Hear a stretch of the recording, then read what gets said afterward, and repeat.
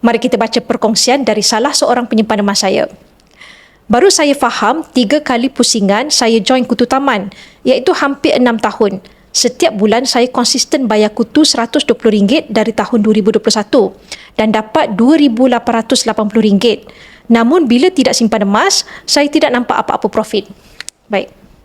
Dari buku kewangan yang terkenal, The Richest Man in Babylon, ada 3 bahagian yang diceritakan berkaitan tentang simpanan sebagai langkah menuju kekayaan.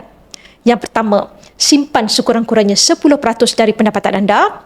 Yang kedua, laburkan simpanan tersebut supaya ia boleh bertambah nilai.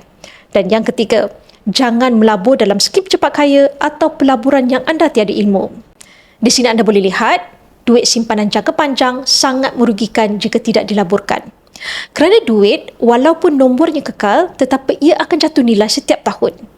Jika anda memiliki simpanan RM100,000 dalam masa 5 tahun, nilai kuasa beli akan berkurang menjadi RM90,000 dengan kadar inflasi secara purata 2.15% setahun.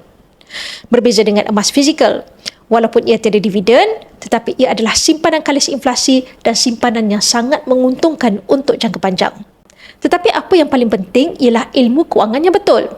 Ini bukan sahaja untuk mengelakkan anda rugi dalam simpanan dan pelaburan, ia juga penting untuk anda belajar bagaimana untuk anda boleh maksimumkan keuntungan dalam portfolio simpanan yang berbeza.